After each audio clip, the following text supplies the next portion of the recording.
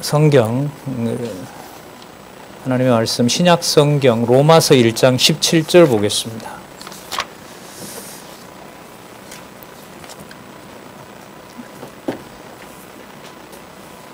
로마서 1장 17절입니다.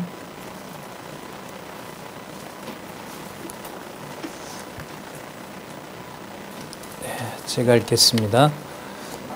복음에는 하나님의 의가 나타나서 믿음으로 믿음에 이르게 하나니 기록된 바 오직 의인은 믿음으로 말미암아 살리라 함과 같으니라. 우리 지금 화면에 보시면은 로마서부터 갈라디아서 성경 개론이 준비되어 있습니다.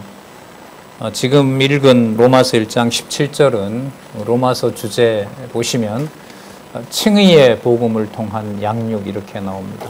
문장으로 풀면 성령께서 부활 승천하신 바로 그 예수가 그리스도이심을 세워주신 교회를 통해서 양육하시는데 그 첫 번째 중요한 내용이 뭐냐면 칭의의 복음입니다. 복음은 이제 우리가 지나왔습니다마는 로마서 1장에 보면 아들에 관한 약속이고 육체적으로 그리고 영적으로, 육으로 보면 다윗의 혈통을 따라 나신 분이고 영으로 보면 부활하신, 육의 몸을 입고 이 땅에 오셨지만 이제 부활이라는 걸 생각을 하면 전혀 이 세상에 속하지 않은 사건이 일어난 분. 자, 그분이 구약에 언약되었고 이제 성취된 내용을 로마서 앞부분에 얘기를 하고 있고요. 자, 그 내용을 이어서 지금 17절에 이제 읽었잖아요. 그 복음에는 구약에 언약한 대로 육으로, 영으로 이렇게 지금 이 본문을 쓸 때는 이미 승천하신 분이죠. 그리고 성령께서 약속대로 오셔서 하나님의 교회를 세우셨고 그 교회를 지금 세우신다는 내용 중에 바로 칭의, 의롭다고 칭하는 역사를 하시는 겁니다. 그러니까 한 번 하고 말까요? 아니면 이 세상에 그리스도가 오실 때까지 의롭다는 걸 계속 확인해 주셔야 될까요? 오실 때까지입니다. 그래서 로마서의 이 요절을 봤을 때 순서로 봐도 너무 중요하지만 바로 로마서라는 이 내용이 중심을 가지고 본다면은 창세기에서부터 요한계시록까지를 모두 다 이해할 수 있는 바로 그 안경을 우리가 쓴다 이렇게 보시면 됩니다. 자, 교회를 세워주셨고 그 교회를 양육하시는데 제일 먼저 나오는 진리가 바로 의롭다고 하신다는 겁니다. 그러면 의가 무엇인가라고 하는 게 아주 중요한 주제가 되겠죠. 참 요즘 너무 좋은 게 이렇게 개념을 소개하면 우리 장로님들이나 이제 권사님들이 공부하시거나 또 경건회를 인도하실 때 그 개념들을 무엇인가를 많이 찾아보세요. 참 좋아요. 만약 그 시간을 강론을 할 수 있는 시간을 드린다면 아마 더 길게 강론하실 수 있다는 생각이 듭니다. 여러분들도 다 보고 계시지만 이렇게 알고 믿는 것을 하나님께서 양육해 가시는 증거가 오늘 이제 제 시간, 그 다음에 경건회, 그 다음에 우리 원로 목사님 강의, 신학 강좌는 우리가 좀 방학하고 있습니다만은 그렇게 모든 내용들이 다 연관이 되신다고 보면 됩니다.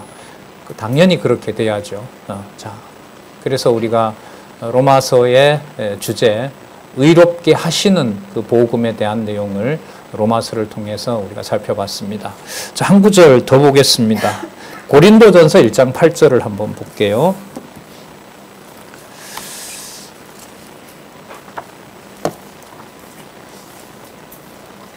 고린도전서 1장 8절입니다.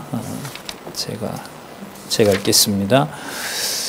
주께서 너희를 우리 주 예수 그리스도의 날에 책망할 것이 없는 자로 끝까지 견고케 하시리라. 잘 아시는 대로 고린도전서의 그 요절이죠. 다시 한번 보시면은요, 주께서 너희를 우리 주 예수 그리스도의 날에 책망할 것이 없는 자로 끝까지 견고케 하시리라. 누가 하신다 그러죠? 주께서 이렇게 나옵니다. 저는 이 주께서도 여호와로 번역해야 되지 않느냐 자, 이런 이제 생각이 드는데, 이때 이 주 개념은 신약 성경에서는 주 예수 그리스도를 가르칩니다. 예수 그리스도를 가리키지만 동시에 여호와라는 개념을 생각해 주는 개념입니다. 문법적으로 보면 그리스도가 맞아요.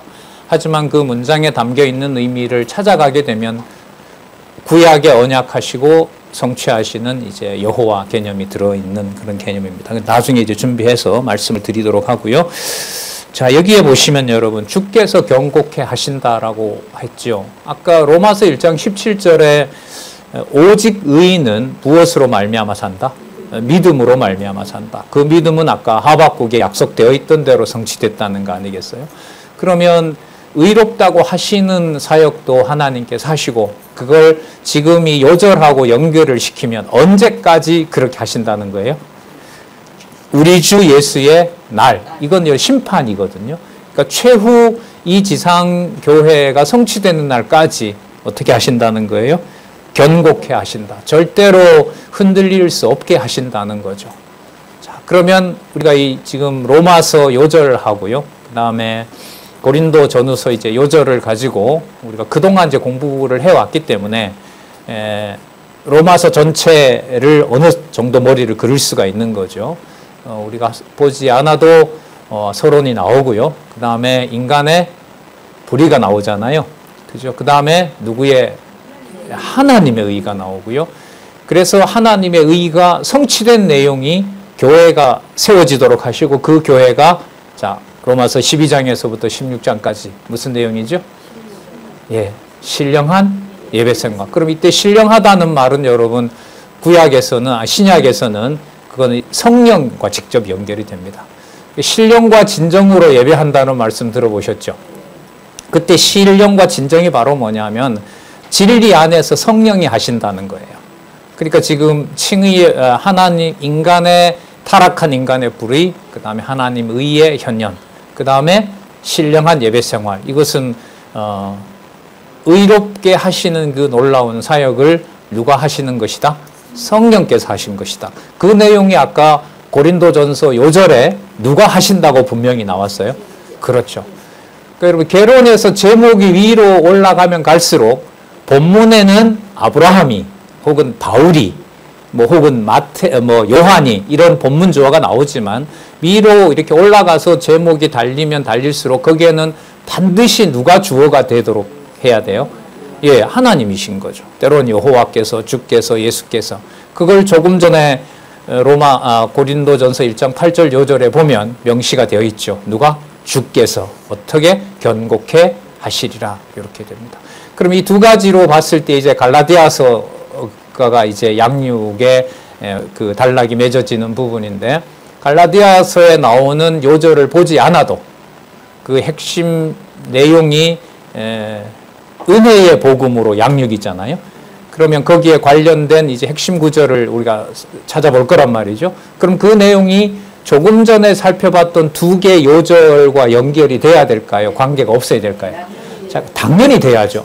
당연히 되는데 누구 이름이 더 드러나야 될까요?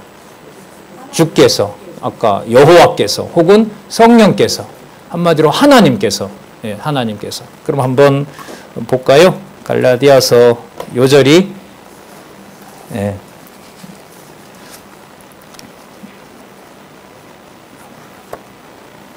안 나오기 때문에 제가 기다리는 거예요. 저는 찾아왔거든요. 앞으로 여러분 이렇게 정리를 이렇게 이제 해가고 싶은 마음에 이제 방법도 알려드리고 그렇게 소개를 드리는 거예요. 자꾸 뒤적이지 마시고 2장 21절이에요. 예, 2장 21절이에요. 기분 나빠하시지 않아도 돼요. 저도 찾아왔으니까. 자, 이렇게 갈라디아서 2장 21절 한번 보겠습니다. 자, 제가 읽어볼게요. 내가 하나님의 은혜를 패하지 아니하노니 만일 의롭게 되는 것이 율법으로 말미암으면 그리스도께서 헛되이 죽으셨다. 그러면 그리스도께서 헛되이 죽으시지 않게 되려면 앞에 말하는 누구의 은혜가 전체여야 되겠어요? 하나님의 은혜가 전체여야겠죠. 그러면 아까 고린도전서 1장 8절에 있는 내용, 주께서 경고케 하신다. 그게 무엇으로 된다는 거예요? 갈라디아서 요절하고 연관을 시키면 오직 누구의 은혜로? 하나님의 은혜로. 그러면 성경신학에서 로마서에서부터 고린도전후서, 갈라디아서의 내용은 이 요절로 봤을 때 일단 주어가 확인이 됩니다. 누가 하시는 거죠? 하나님께서 하세요. 무엇을 하세요? 로마서가 들어가야죠. 뭐 하게 하세요? 의롭다고 계속해서 확증을 해주시는 거예요. 유대인뿐만 아니라 이방인도, 가난한 자뿐만 아니라 부자도, 종뿐만 아니라 자유자도, 하여튼 하나님의 백성들에게는 계속해서 의롭다라고 알려주셔야 돼요. 자, 여기서 고린도전서 요절, 전후서 요절로 보면 언제까지 그렇게 하신다고요? 마지막 날까지. 그럼 주의 날까지. 재림이거든요. 마지막 심판이란 말이죠. 그리고 의롭다고 하시는 것을 끝까지 하시는데 그 내용은 반드시 뭐가 들어가야 돼요? 갈라디아서 요절 아까 보셨잖아요. 누구의 은혜? 하나님의 은혜가 들어가야 돼요. 그러면 하나님의 은혜가 들어가지 않으면 아까 요절, 갈라디아서 요절에 나타난 대로 누가 헛되게 죽은 게 돼요? 그리스도가 헛되게 죽은 게 돼요. 그럼 그리스도는 더 이상 구약의 언약 같은 메시아가 안 되는 거예요.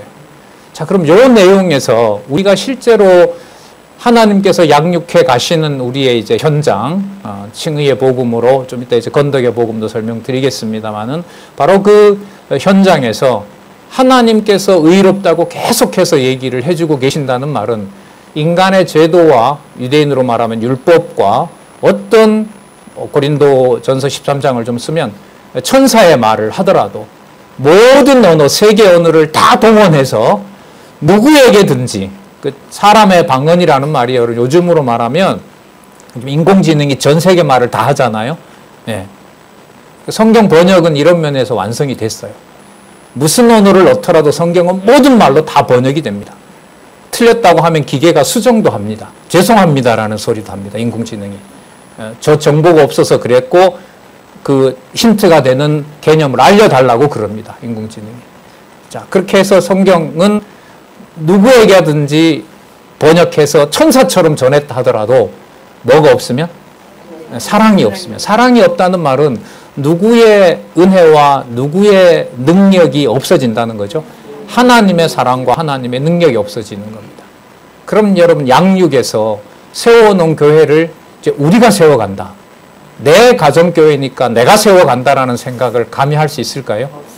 그럼 이 생각을 가지고 교회를 대하는 것과 그냥 나에게 가까이 있는 것이고 나에게 주어진 환경이니까 내가 그래도 소중하게 해야지 애틋한 마음으로 하는 것하고 여러분 질이 다르답니다. 제가 뭔 말을 해야 될지 몰랐는데 이 강론을 앞서가는 권사님이 계셔서 질이 다른 겁니다. 어디와 어디의 질이 달라지는 걸까요? 또 얘기를 하세요. 하늘에 있는 질과 언어까지 비슷해져요. 화요 강좌를 막 지난번부터 너무 열심히 하셔가지고 하늘의 것과 어디의 것이. 근데 여러분 양육과 관련해서 하나 짚어보면 이제까지 우리 말씀운동 역사를 짚어보면 가정교회에 대해서 하늘의 일과 땅의 일을 우리가 구분해서 조심스럽게 귀하게 접근한 것이 아니라 뭐 해버렸어요? 섞어버렸어요. 혼재시켜버렸어요.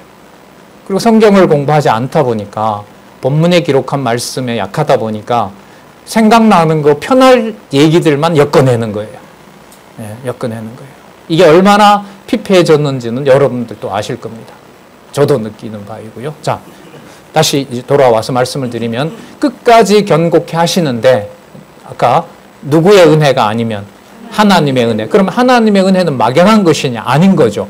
이 땅에 오신 주 예수 그리스도께서 어디에 속한 분이라는 거죠? 하늘에 속한 누구의 은혜? 하나님의 은혜를 확증했다는 내용입니다. 이게 여러분 칭의의 복음으로 양육해서 의롭게 하시는데 끝까지 하시고 반드시 누구의 은혜가 공급되도록 하는 거에 대해요. 하나님의 은혜가 누구를 통하여? 그리스도를 통하여 십자가에 죽으신 그리스도를 통하여 반드시 확증되도록 하는 겁니다. 그럼 이 요절 세 개만 논리적으로 연결해서 생각해 보더라도 교회의 양육은 누구의 은혜가 아니면 도저히 불가능하다.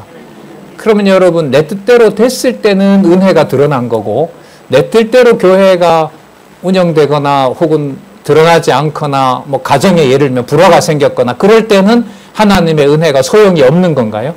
아니죠. 많이 들어보셨을 겁니다. 은혜가 은혜 되도록 하시는 하나님의 섭리입니다. 우리 갈라디아서까지 이제 살펴봤으니까요. 뭐 지난번에 갈라디아서가 내용이 끝났으니까 이제 성경 내용으로 들어가서 이제 남은 시간들을 한번 살펴볼게요. 아까 여러분 갈라디아서 요절과 관련해서 갈라디아서에 여러분 그런 내용이 나오죠. 하늘에 있는 약속의 자녀, 자유자 사라의 자녀와 또 누구의 자녀?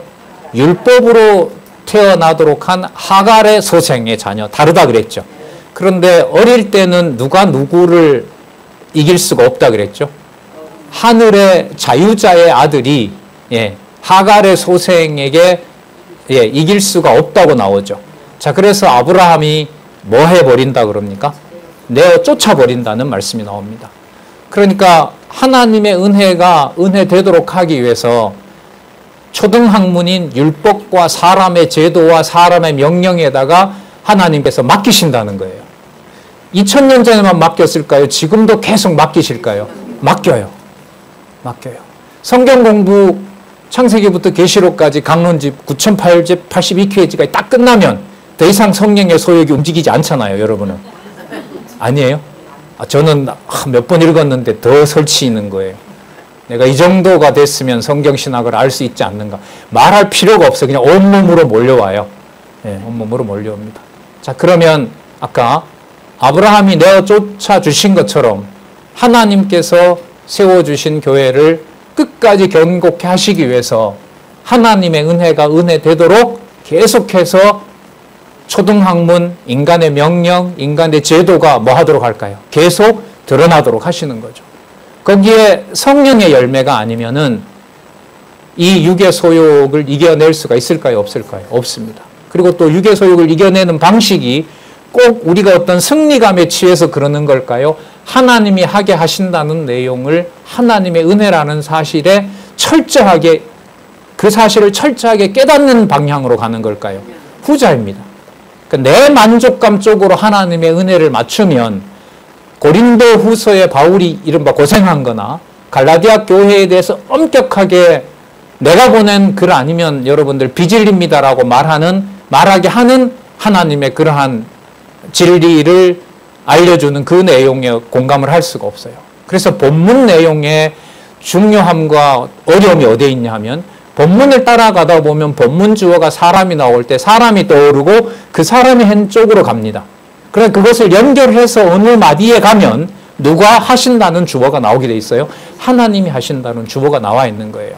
자, 그게 전체적으로 묶여져서 세우신 교회를 하나님께서 분명히 의롭다고 끝까지 보증해 주셔야 돼요.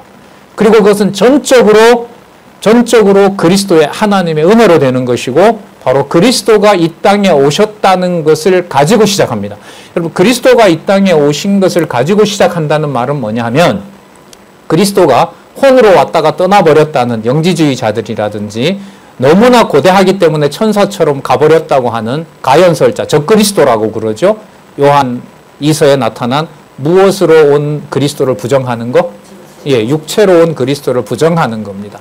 자, 그렇게 되지 않도록 하기 위해서 그리스도 하나님의 은혜가 그리스도의 십자가의 그 어떻게 보면 부끄럽고 무능력해 보이는 그 사건이 고린도전서 1장에 나옵니다. 2장에 나옵니다.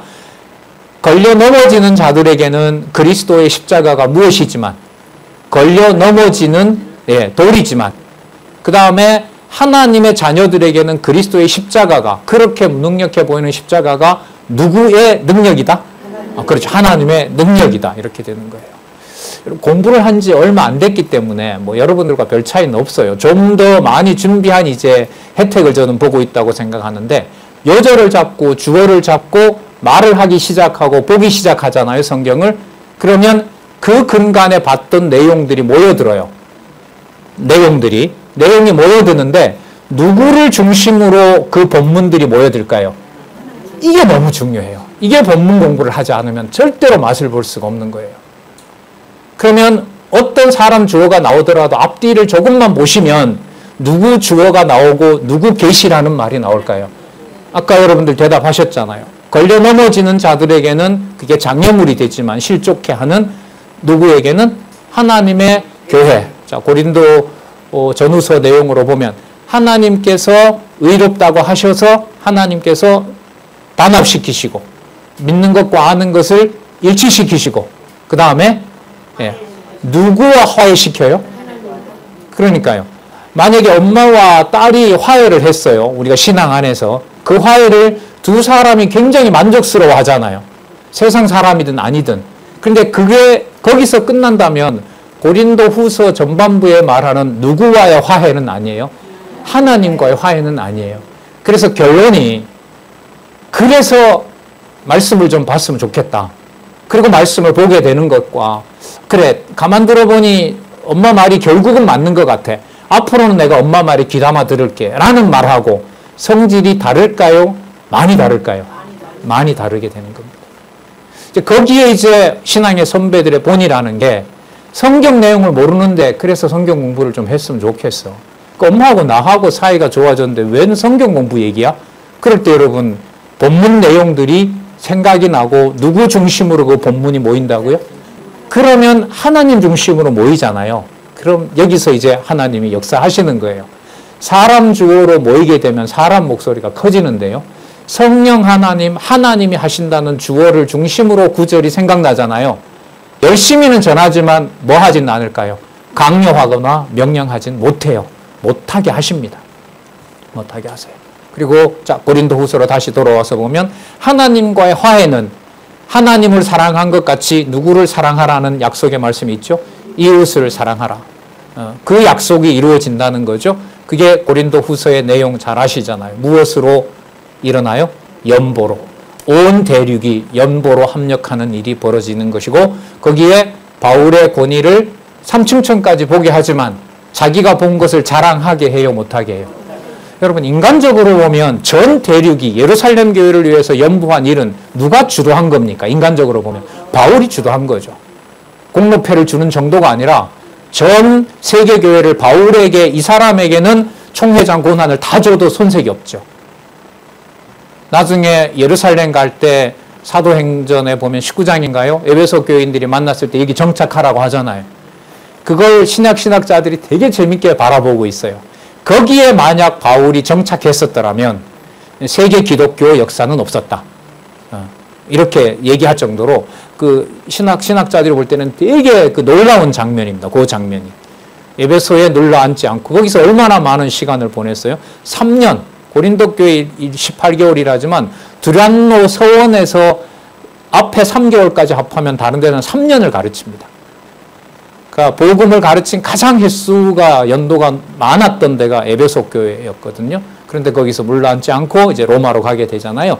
자, 이렇게 공로로 치면 복음 전하는 것은 말할 것도 없고 신약 성경에 히브리서까지 넣으면 절반 이상을 쓴 사도이고 그 다음에 온갖 오해를 받으면서 예루살렘 교회의 연보를 가능하도록 한 인물이기 때문에 사도 바울이라는 이름을 빼고는 말을 할 수가 없는 거죠. 그러나 아까 바울이 기록한 내용으로 봤을 때 내용은 명확합니다. 누구의 은혜라는 말 속으로 다 들어가요? 하나님의 은혜인 거죠. 그래서 여러분 고린도 후서의 구조는 화해와 뭡니까? 협력이잖아요. 그 화해는 누구에 대한 사랑? 하나님에 대한 사랑을 확인하게 한 겁니다. 그렇게 해주신 이유가 뭐냐 하면 이게 고린도 전후서 후서의 내용이잖아요. 아까 고린도 전서 1장 8절에 요절에 뭐가 나와 있어요? 뭐 하게 하신다? 견고케 하신다고 했고요. 자, 그 갈라디아에서 가면 그게 누구의 은혜로 된다 그랬죠? 하나님의 은혜로 되는 겁니다. 그 사이에 하나님의 사랑이 누구의 사랑이 되도록 이웃 사랑이 되도록 완성해 주시고 그렇게 양육해 가신다는 내용이 고린도 후서입니다.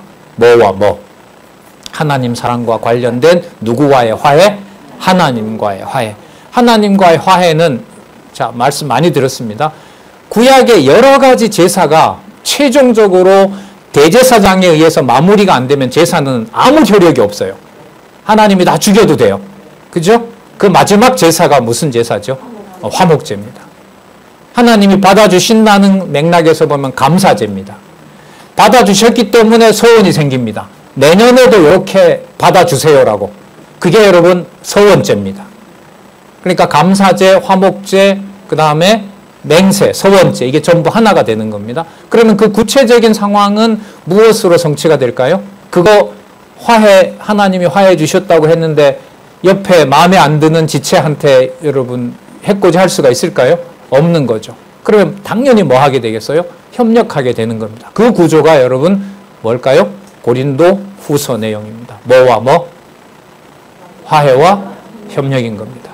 화해와 협력했어요. 이제 만나서 잘 지내면 되겠죠? 안 돼요. 안 되게 하십니다.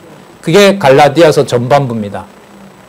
오직 바울이 보낸, 구약으로 말하면 오직 시내산에서 모세를 통하여 전해준 말씀을 누구를 통하여? 제사장을 통하여 공부하지 않으면은 아무런 효력이 없어요. 여러분 율례를 모르는데 형제에게 배상하거나 보상할 방법을 알까요? 모를까요? 모르죠. 그걸 제사장들이 가르치지 않아요. 어떻게 돼요? 범죄하게 되는 겁니다. 마음은 형제에게 하고 싶은데 뭐대로 할 수가 없어요? 법대로 할 수가 없어요. 그러면 뭐예요? 불법인 거죠. 자, 그러면 하나님과 화해하고 이웃에게 연보하는, 연보는 여러분 집사 개념하고 연관된다 그랬죠. 기억나세요? 헬라어로 무슨 개념인지? 코이노니아는 그 다음에 결과인 거고요. 아, 됐습니다. 한두 사람만 나와도 돼요. 디아코노스. 뭐 하는 일이죠? 모든 물질적인 것과 시간적인 것과 세워진 교회를 청지기처럼 맡아서 하는 것. 그게 여러분 집사로 번역이 되는 바로 디아코니아라는 얘기인 거죠. 그 디아코니아가 우리가 좋고 우리에게 먹고 마시는 잔치가 마련됐기 때문에 걸로 끝나면 진리의 코이노니아로 갈까요? 못 갈까요? 못 가죠. 못 가는 거예요. 그래서 여러분 갈라디아서예요. 그래서 갈라디아서예요. 갈라디아서의 전반부에 보면 바울의 글이 아니라 바울을 통하여 기록한 내용이 누구의 말씀이다? 하나님의 말씀이다. 그래서 전반부에 나왔죠? 복음에 여기 나오네요. 1장에서부터 2장 14절까지 복음의 뭐요? 절대성. 복음의 절대성.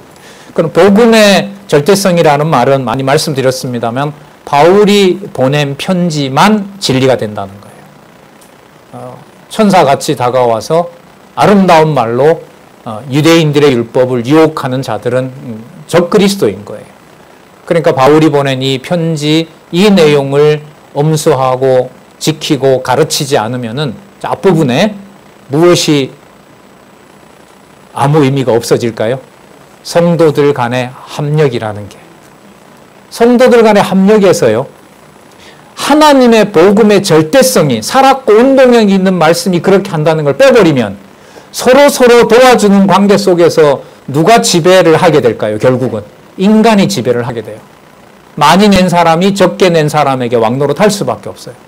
여러분 바울을 만약에 빼고 생각을 한다면, 바울이 자기가 기록한 내용을 자기는 다 알고 있는 것으로 본다면은 바울의 글을 읽는 사람들은 바울의 그 수많은, 우리 고린도 후서에서 봤잖아요. 자기가 밝혀 내용만 하더라도 30여 가지 죽을 뻔한 그 고난의 목록이 쭉 나오잖아요.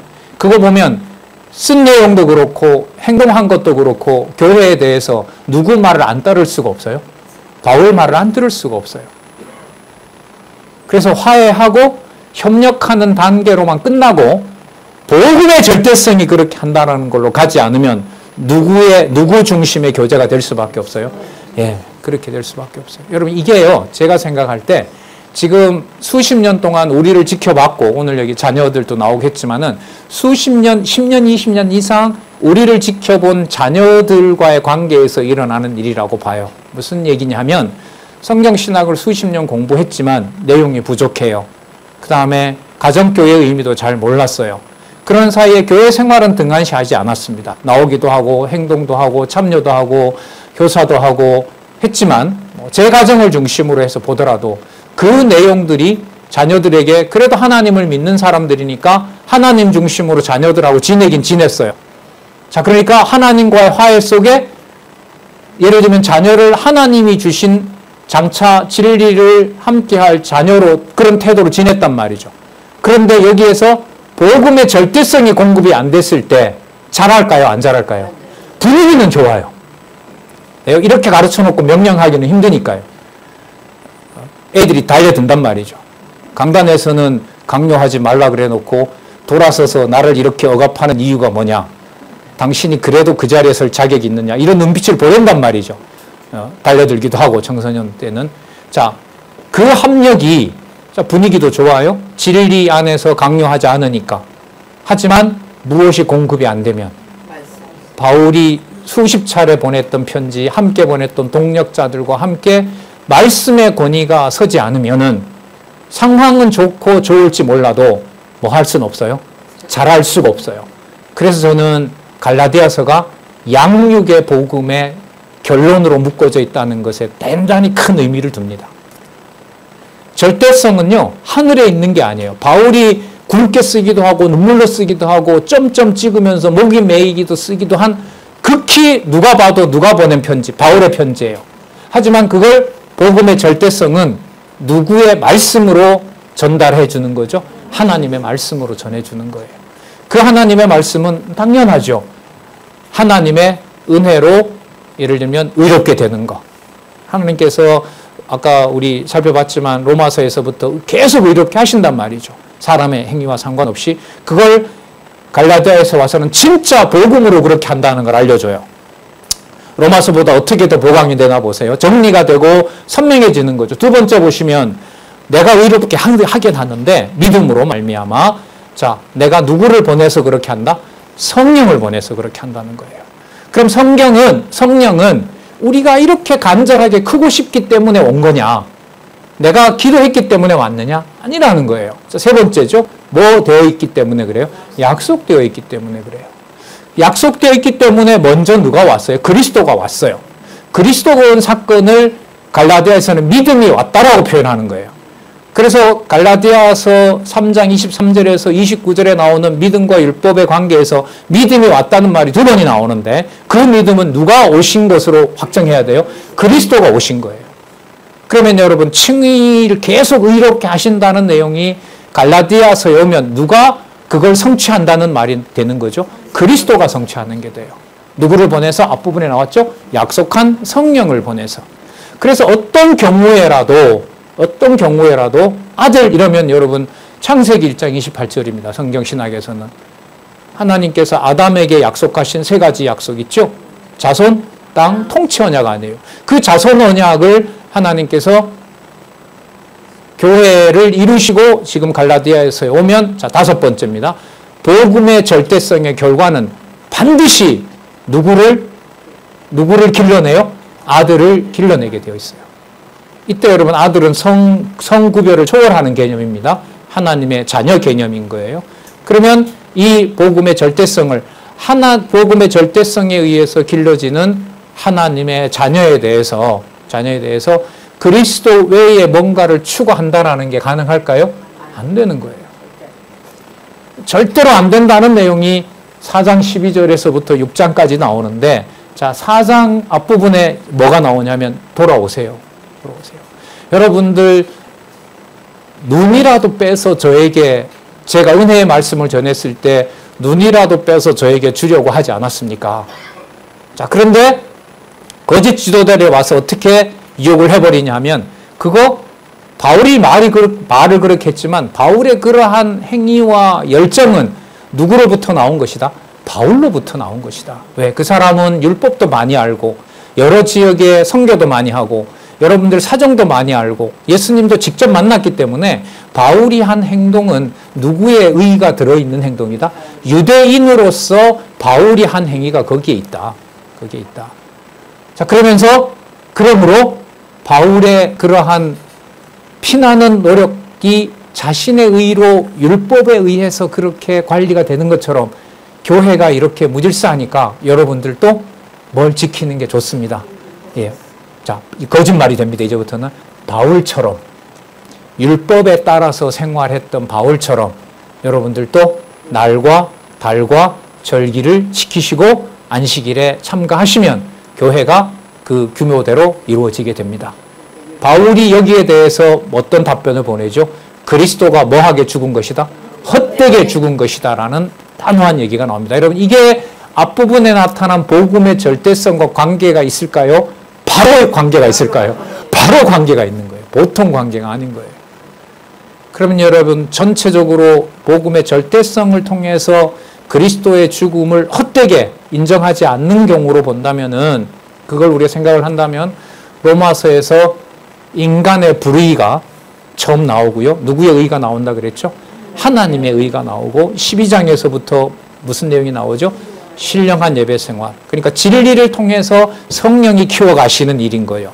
그 내용이 12장에서부터 16장까지 쭉 나타나 있죠. 글자가 좀 적긴 하지만은 저기 보시면 은사, 그 다음 은사를 통해서 상황에 대처하게 하고요. 그 다음 잘 보시면 누구를 보호하는 생활이 나오죠?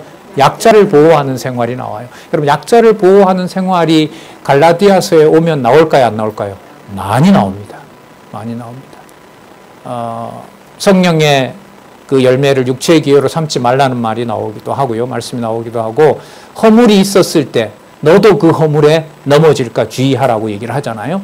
그럼 그걸 바울이 자신을 빼고 얘기하는 걸까요? 바울을 넣고 그 얘기를 하는 걸까요? 바울 자신을 넣어야 돼요. 이게 너무 중요한 게, 자기를 빼고 가르치는 사람이 되면 저 사람은 내가 가르쳐야 되는 사람으로 돼요. 이게 여러분, 한국교회 지도자들이 가장 잘못 생각하고 있는 거 아니겠습니까? 반드시 바울을 넣어서 바울을 하나님의 살았고 운동력이 말씀이 주관해 간다는 사실을 살펴봐야 돼요. 자, 그 다음에 보시면 약자 중에 제일 약한 약자가 누구죠? 이방이죠. 기억나시는지 몰라도 여러분, 이때 이방은 내용으로 봤을 때 로마서잖아요. 예, 곧 예루살렘을 무참하게 학살할 바로 로마 제국에 있는 이방인입니다. 물리적 힘으로 보면 당대의 가장 강한 세력이 로마 제국에 있는 사람들이에요. 하지만 그 로마에도, 로마서 내용에 보면 이미 누가 잘하고 있는 거예요? 예, 하나님의 자녀가 잘하고 있는 거잖아요.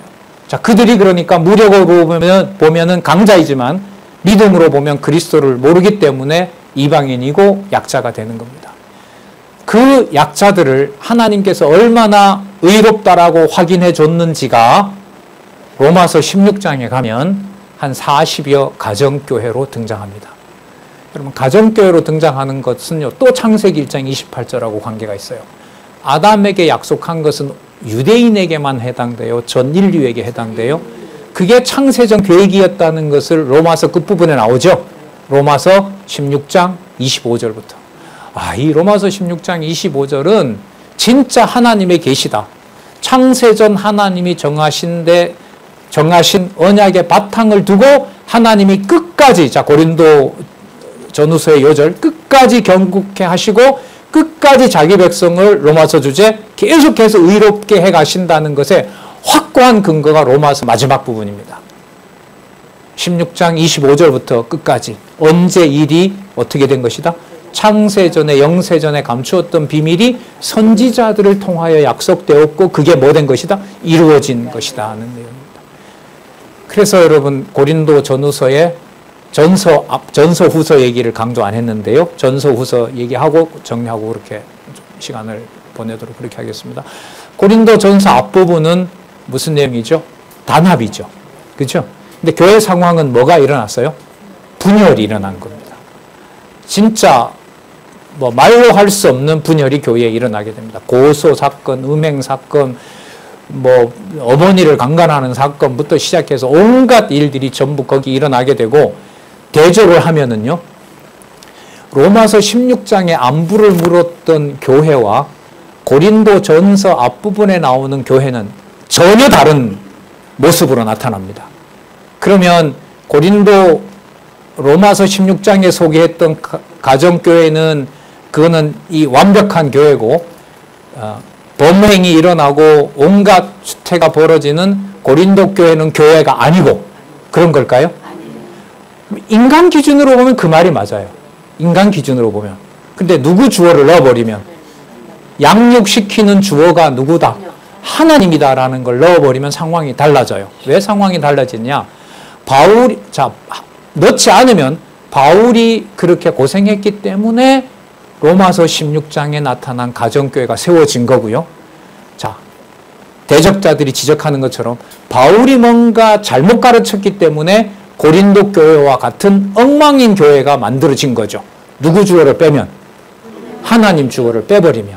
그러나 하나님이라는 주어를 넣고 보면 로마서 후반부에 16장에 나타난 창세전 비밀이 드러난 거기 보면 다 소개합니다. 로마의 노예부터 시작해서 로마 그 왕실도 나오잖아요. 거기 보면 로마의 왕조까지 나온단 말이죠. 그러니까 인간의 어떤 부류를 초월해서 하나님이 세워주신 가정교회의 모습이 16장에 나옵니다. 그러니까 의의 범위가 어디에까지? 이방에까지 펼쳐진 거죠. 자, 그런데 잘하느냐? 바울이 잘하게 하느냐? 하나님의 말씀으로 자라게 하느냐라는 게 고린도 전서 전반부입니다. 자, 교회에 분열이 일어났고, 신학자들의 두 편의 편지가 더 있을 정도로 바울이 얼마나 다급하게 또 가고 싶지만 또 갈 수 없는 상황도 되잖아요. 그 고린도 교회, 그 엉망인 고린도 교회에 바울이 가고 싶었겠어요. 그런데 하나님이 가게 해요? 못 가게 해요? 마음대로 못 가게 합니다. 뭘 보냅니까? 편지를 보내죠. 편지를 보내서 먼저 보낸 게 전서잖아요. 근데 인간적으로 보면 수습이 됐을까요? 더 악화됐을까요? 더 악화됐습니다. 그게 후서입니다.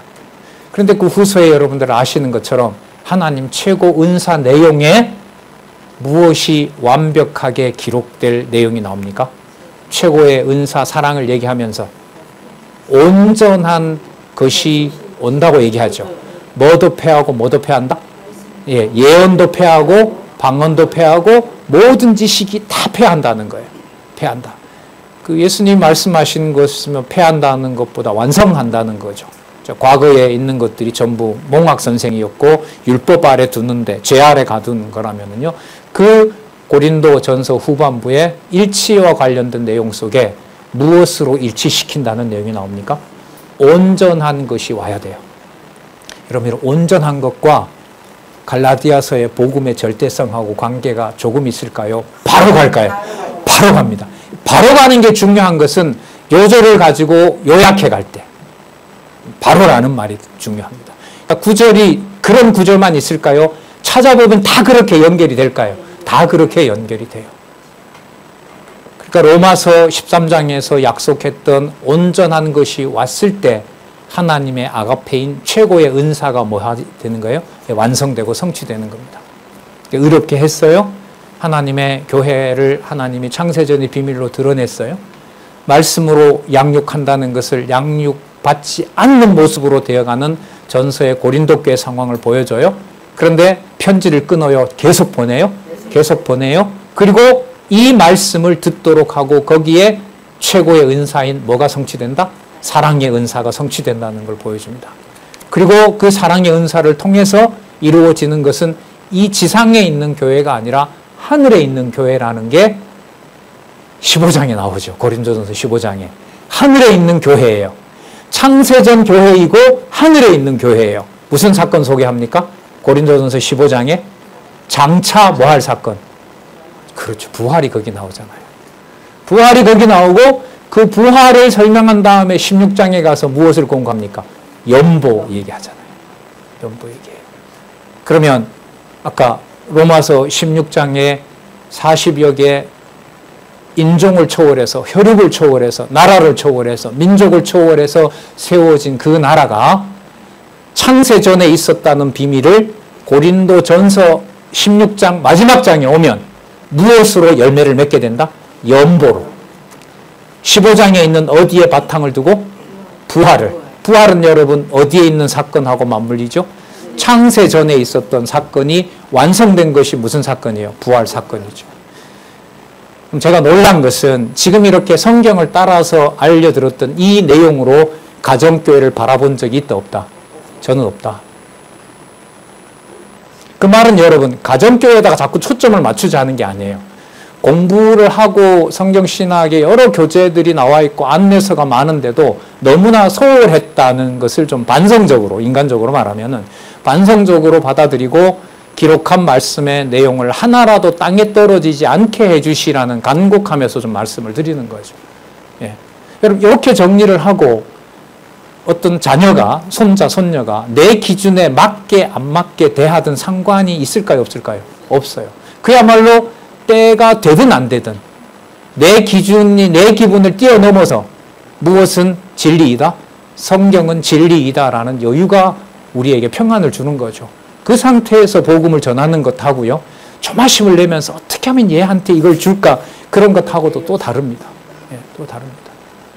그래서 여러분, 고린도 전서 15장 부활과 16장 연보는 기가 막힌 일치의 내용으로 들어있는 겁니다. 무엇이 완성됨과 함께, 고린도전서 13장에 무엇이 완성되는 것? 하나님의 말씀이 완성되는 것과 함께. 그 완성되는 것을 이제 갈라디아서 초반부에 보면 복음의 무슨 성? 절대성. 인간의 모든 감정을 실어서 여호와 하나님 중심으로 기록해서 바울이 쓴 것 같지만 바울 스스로도 그게 절대로 자기가 쓴 것이 아니라 그리스도의 계시로 말미암은 바로 어떤 말씀이다? 절대적 진리이다. 그게 여러분 갈라디아서 전반부 내용이고요. 그 열매를 성령께서 맺게 하신다는 내용이 갈라디아서 5장 22절, 23절에 가면 누구의 열매로? 성령의 열매. 성령의 열매 각각 열리는 걸까요? 다 열리는 걸까요? 다 열리게 돼요. 그 구분할 수 없다는 거 정황으로 말씀을 드렸죠. 그리고 바울의 30여 가지의 온몸에 또 사단을 옆구리에 가시처럼 줬던 그 모습이 얼마나 흉물스러웠겠어요. 그 기도도 하잖아요. 내 이런 모습이 아마 더 안 좋아졌던가 봐요. 아마 바울이 갈라디아서에 처음 갔을 때 하고 아마 상황은 육신의 몸은 더 엉망이 없었던 것 같아요. 그래서 나를 만났을 때 그 사람들이 충격을 받고 거기에 부담스러워지 않게 하기를 기도도 하잖아요. 내가 갔을 때 하나님 내 모습 때문에 성도들이 넘어지지 않게 해달라는 기도를 여러분들도 해주세요라고 기도합니다. 그 내용이 나오는 걸로 보면 몸은 좋아진 게 아니라 뭐 했어요? 더 망가진 거죠. 더 망가졌어요. 자, 그런데 갈라디아서에 복음만 절대적이고 하나님의 능력만 크다는 사실이 누구의 흔적으로 결론이 나고 있어요? 예수의 흔적입니다. 그러면 여러분, 이 땅에 있는 것과 저 하늘에 있는다는 게 복음의 절대성으로 보면 여러분 구분이 될까요? 함께 운동을 하고 있는 걸까요? 함께 운동을 해요. 그 원천은 여러분 땅에 속한 걸까요? 인간 세상의 불의에 속한 걸까요? 전적으로 하나님의 은혜에 속한 걸까요? 예, 그 은혜가 창세전에 그리스도 안에서 이미 교회로 확정해 놓았다는 거죠. 그래서 다음부터 에베소서에서부터 빌레몬까지 교회 뭘 통한? 무장을 통한 성취가 나오는 겁니다. 그래서 화요 강좌도 없고 하니까 늘 기대에 부푼 것처럼 오늘도 가셔서 당장 에베소부터 어디까지? 빌레몬까지. 분량은 많지 않습니다. 전부 몇 장 고린도전서처럼 10장, 20장 이런 게 아니에요. 그죠? 많아야 5, 6장. 그래서 에베소부터 빌레몬서까지 오늘 소개했던 요절 3개요.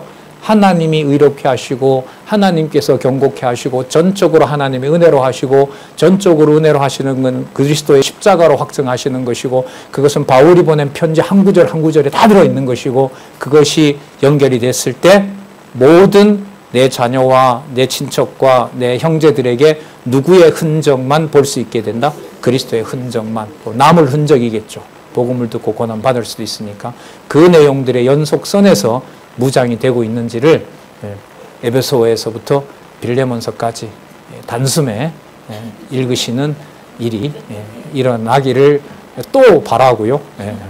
아마 일어나리라고 봅니다. 여러분들 표정을 보니까요. 다음 시간에 에베소부터 시작하도록 하겠습니다. 기도하겠습니다. 하나님 아버지 감사합니다. 말씀의 권위 앞에 다시 한번 지난 시간들을 하나님 되돌아보게 해주셨습니다. 기록한 말씀에 한 절 한 절에 토대를 두고 읽으면서 하나님 살아계신 것을 확인하게 해주시고 주위에 있는 내 기준에 맞건 안 맞건 모든 만나는 자들, 함께하는 자들에게 살아계신 하나님의 능력을 깨닫고 하나님의 말씀을 전하는 아름다운 기회가 우리들의 삶이 될 수 있도록 하나님께서 인도하여 주시옵소서. 진리의 말씀 홀로 외로이 듣고 있는 분들이 있습니다. 하나님 외면하지 마시고 이 시간 여러 기계와 여러 장치들을 통해서 이렇게 떨어진 시간과 공간이지만 함께하는 은총도 하나님께서 베풀어 주시기를 원하옵나이다. 예수님의 이름으로 기도드렸습니다. 아멘.